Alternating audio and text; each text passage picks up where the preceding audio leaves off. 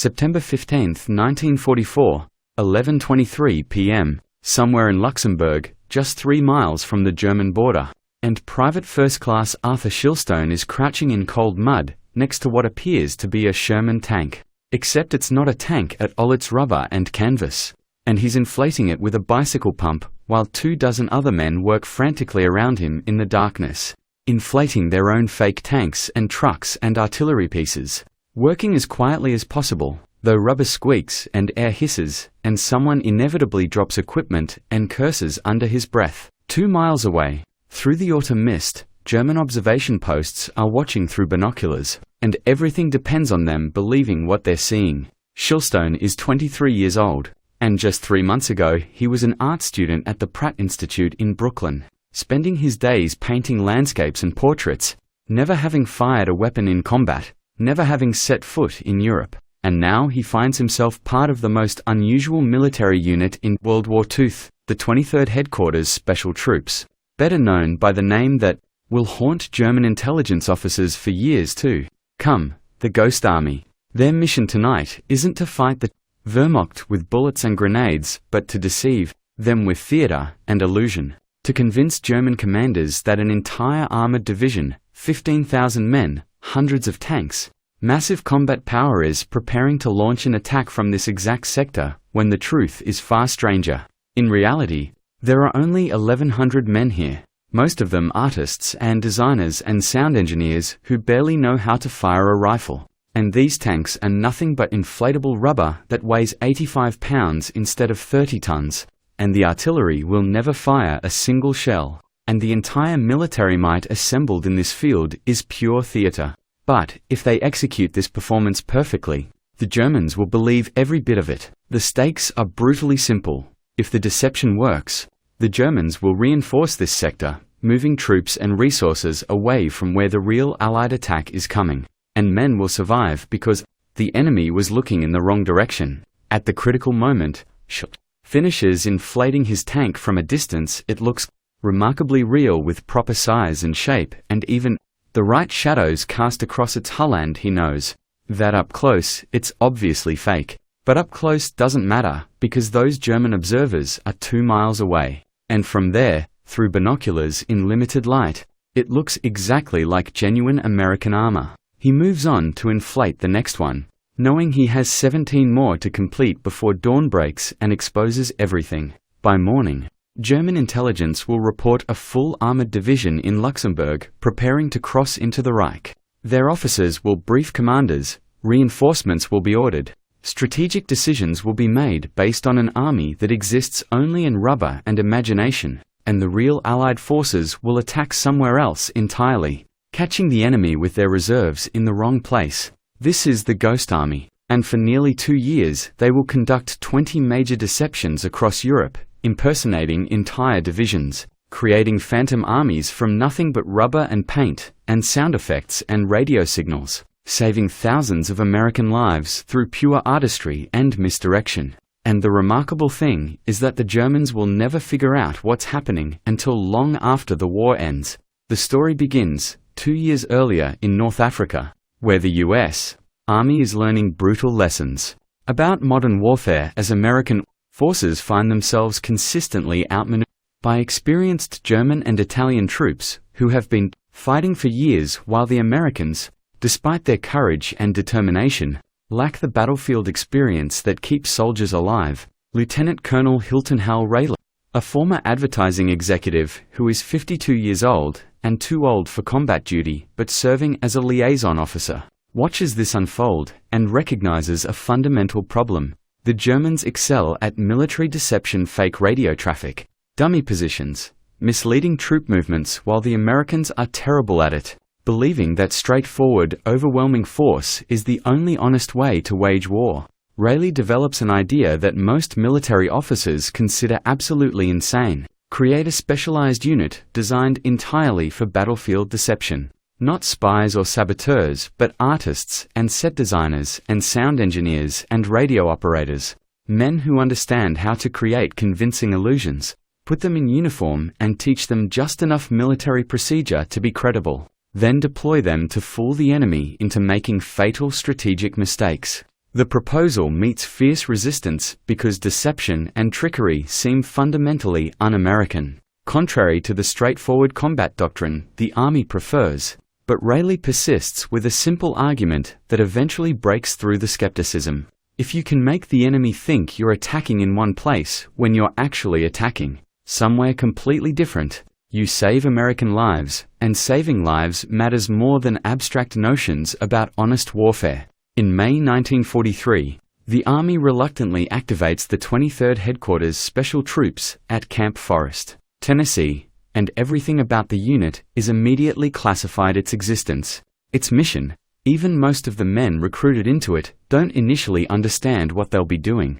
The recruitment process is unlike anything the military has attempted before, as the Army specifically seeks out artists, designers, advertising professionals, and sound technicians. The kind of men who normally end up nowhere near combat units, finding them at art schools and advertising agencies and sound studios and theater companies. Young men who enlisted or were drafted expecting to become infantrymen or clerks and instead find themselves pulled into something profoundly bizarre. Among the recruits are 22-year-old Bill Blass, who will later become one of America's most celebrated fashion designers, pulled from the 603rd Camouflage Engineers, Ellsworth Kelly, destined to become a renowned abstract artist, transferred from a standard Army unit, and Art Kane, a future legendary photographer, yanked straight from basic training, all of them joining painters and sculptors and illustrators and set designers and radio operators and sound engineers, none of them having any idea what strange war they're about to fight. The training is surreal, combining normal Army fundamentals like marching and saluting and military protocol with theatrical techniques that seem to have nothing to do with warfare. How to build convincing props under field conditions. How to use shadows and perspective to create visual illusions that fool aerial reconnaissance. How to operate sophisticated sound equipment. How to perfectly mimic the radio procedures of other units. They receive equipment unlike anything issued to regular combat units. Inflatable tanks constructed from rubber and canvas that can be packed into trucks. Fake artillery pieces made from wood and painted canvas. Sound trucks equipped with massive speakers and extensive recordings of tank engines, troop movements, and construction work. And radio equipment specifically designed for broadcasting fake communications that will convince enemy signals intelligence they're intercepting genuine military traffic. The entire unit is designed around multi-layered deception that attacks enemy intelligence from every angle simultaneously. Visual deception through inflatable vehicles and dummy installations that look completely real from the air and from distant observation posts. Sonic deception using recorded sounds of armies on the move, played at high volume through powerful speakers to convince enemy listeners that major troop movements are happening.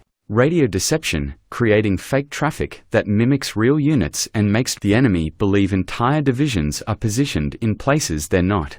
And atmospheric deception, where soldiers wear patches from other divisions, visit local towns, talk loudly in bars about their units and their upcoming missions, spreading false information designed to reach enemy intelligence through the network of informants that exists in every occupied territory. It's theater transformed into warfare. Magic made lethal, misdirection weaponized. And when the 23rd ships out to England in January 1944, nobody knows if any of this will actually work when real German commanders are making real decisions based on what they observe. The DID invasion succeeds in June 1944. Allied forces push inland from the Normandy beaches through brutal fighting where every mile is viciously contested. And the Ghost Army receives its first real mission, Operation Elephant, with the straightforward objective of making the Germans believe the 2nd Armored Division remains in position near the front lines when it has actually been pulled back for desperately needed maintenance and rest. The deception matters because if German intelligence realizes the 2nd Armored has withdrawn, Wehrmacht commanders might order a counterattack into that weakly held sector, potentially breaking through Allied lines with catastrophic consequences. The 23rd moves into the 2nd Armored's former positions and begins the largest theatrical production of the war, setting up hundreds of inflatable tanks that, from any distance, look exactly like real armor, positioning dummy artillery pieces, broadcasting elaborate fake radio traffic, and sending men wearing 2nd Armored Division patches into nearby towns where they drink in cafes and talk loudly about their unit, knowing locals who might be German informants will overhear every word. Sound trucks hidden in the woods play meticulously crafted recordings of tank engines idling, heavy vehicles moving along muddy roads, and maintenance work echoing through the night, with volumes calibrated to be loud enough to carry across no man's land but not so loud that they sound artificial, and the timing follows realistic patterns because tanks don't run their engines constantly at night. That would immediately raise suspicions. The work is exhausting and tedious and dangerous in ways nobody expected, as inflatable tanks constantly deflate and require reinflation in the darkness. Rubber tears from wear and needs patching, equipment breaks down with frustrating regularity, and everything must be done at night to avoid aerial observation, so the men work in complete darkness, creating an entire armored division from rubber and sound while knowing German reconnaissance is watching their every move. Then the German artillery starts shelling their positions, which is simultaneously good news and terrible news. Good, because it proves the Germans believe the deception and are wasting ammunition on fake tanks. Terrible, because real artillery shells don't distinguish between rubber vehicles and human bodies, and men find themselves diving into foxholes, praying the explosions land somewhere else. Private Harold Dole, a 24-year-old artist from Chicago, is adjusting an inflatable half-track when German shells begin landing in their sector, and he sprints for cover with 2 other men as a shell explodes just 30 yards away, close enough that shrapnel tears through the inflatable vehicle they were working on moments earlier, which deflates with a pathetic hissing sound while the men huddle in their foxhole, shaking from adrenaline and fear. When the barrage finally ends, they climb out and immediately begin inflating a replacement half-track, because the show absolutely must go on. And this becomes their reality. Danger without glory, theater performed under artillery fire, artists risking their lives to maintain an illusion. Operation Elephant lasts 11 days, during which the real 2nd Armored Division gets its maintenance completed and its exhausted crews get desperately needed rest.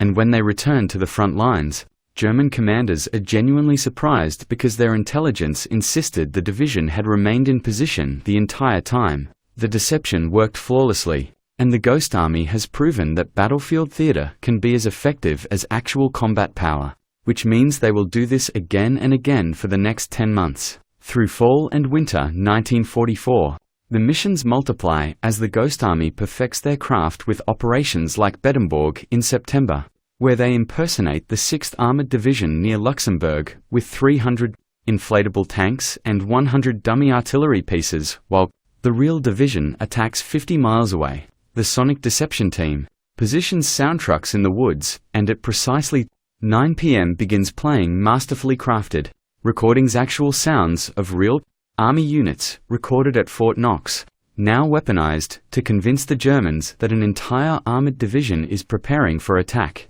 The Germans hear tank engines warming up, supply convoys moving through darkness, combat engineers constructing bridge approaches, and their intelligence confirms what seems obvious. American armor is massing in overwhelming strength. Wehrmacht commanders shift precious reserves to meet this phantom threat, and when the real 6th Armored Division launches its attack in a completely different sector that has been stripped of defenders, they achieve surprise and breakthrough with far lighter casualties than expected, all because 1,100 artists with rubber tanks drew the enemy's attention to the wrong place. October brings endless rain, turning ground into clinging mud as inflatable tanks become waterlogged and electrical equipment shorts out constantly, and morale becomes complicated because they're not traditional heroes, not fighting, not liberating towns, just building elaborate theatrical lies night after night. Though others understand that every successful deception means real units attack with surprise and fewer Americans die.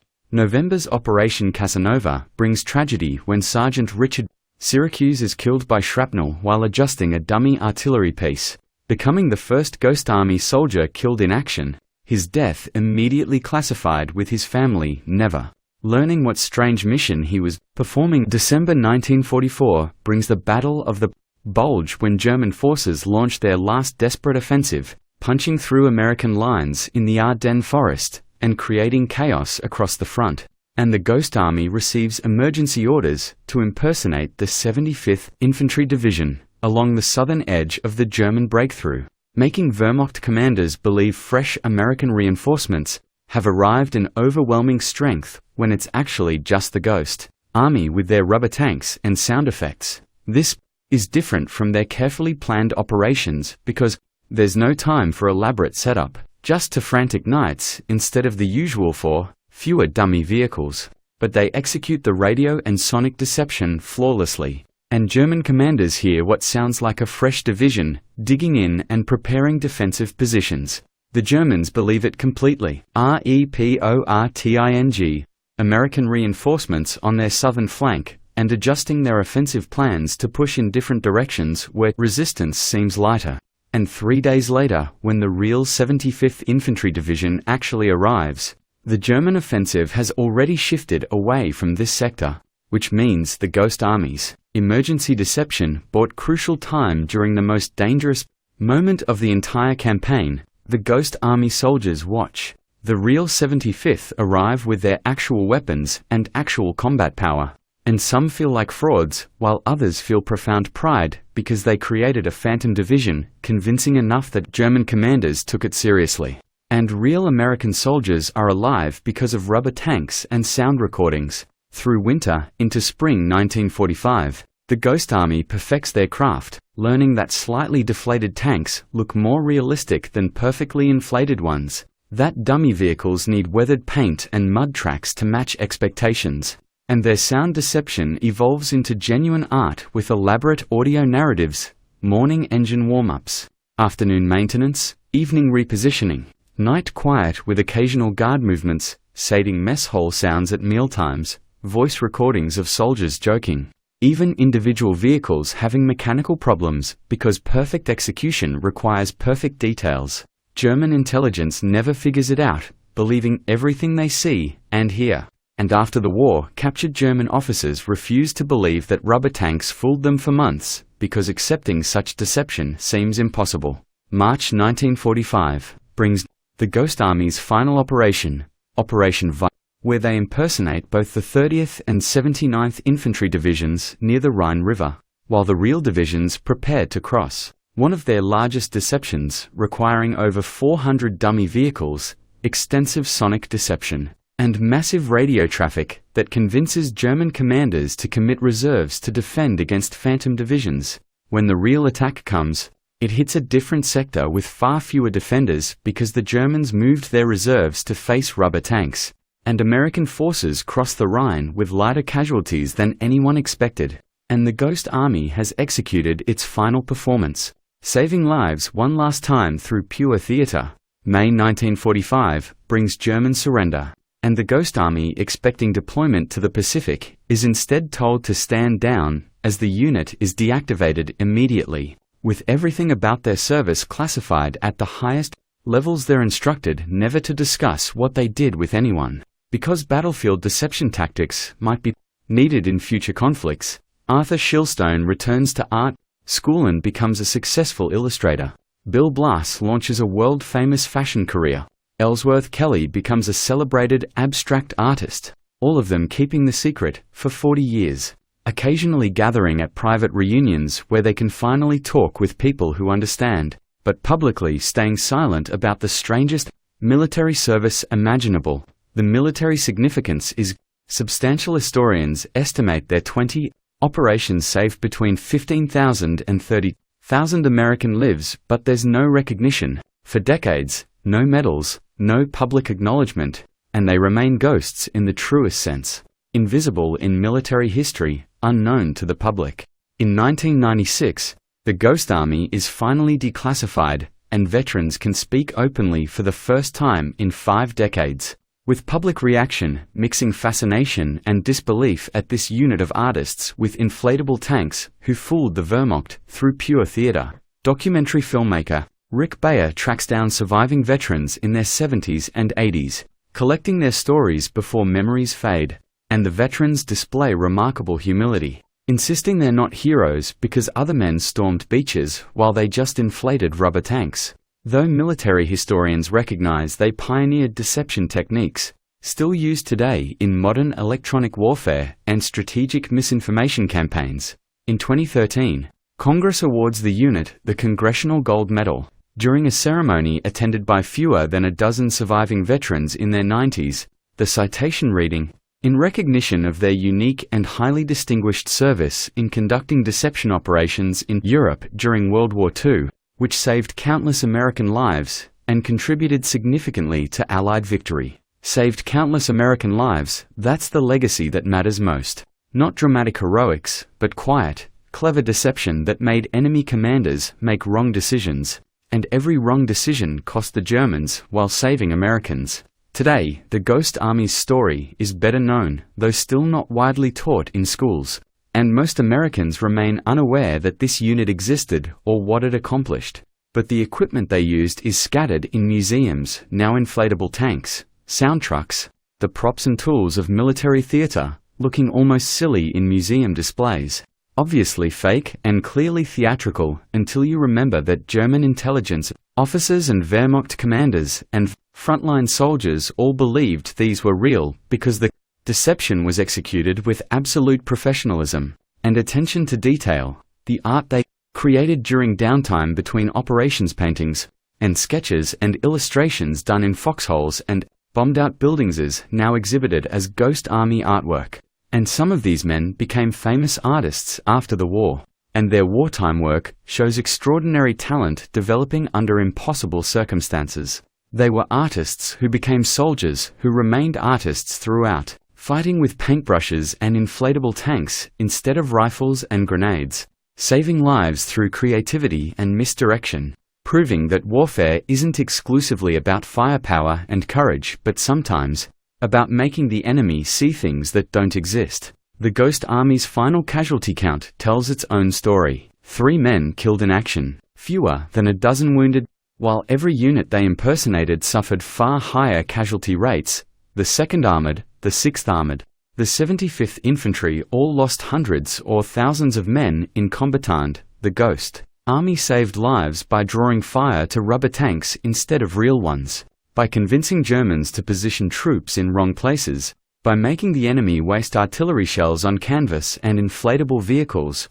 In the brutal calculus of warfare, this represents extraordinary success. 1,100 men conducting 20 operations over 10 months, directly contributing to saving 15 to 30,000 lives, a ratio that no conventional military unit could possibly match. The last known Ghost Army veteran died in 2022.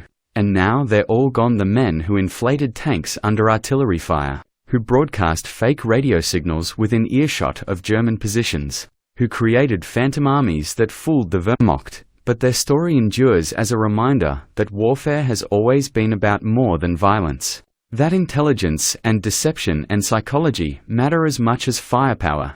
That the enemy can be defeated, not just by destroying their forces but by confusing them and misleading them, and making them defend against threats that don't exist. The Ghost Army conducted 20 operations and all 20 succeeded. The Germans never figured out what was happening, even after the war ended. And they proved something fundamental about human perception. People believe what makes sense to them, what fits their expectations. So, when German observers saw tanks and heard engines and intercepted radio traffic, indicating an American armored division in a tactically logical position, they believed it was real, because why wouldn't it be real? And that's the genius of the Ghost Army. They understood that the best lies are the ones that tell people what they already expect to hear. They fought a war with inflatable tanks and sound effects and won every battle they fought. These artists who became soldiers who used art as a weapon, and they remained ghosts for 40 years after the war before their story could finally be told. And it's a story worth remembering, not just for what they accomplished, but for what they represent. The idea that intelligence and creativity and courage can be just as powerful as any tank or artillery piece. That sometimes the best way to win a battle is ensuring the enemy fights in the wrong place. And the Ghost Army proved it 20 times against the Wehrmacht, and won every single time.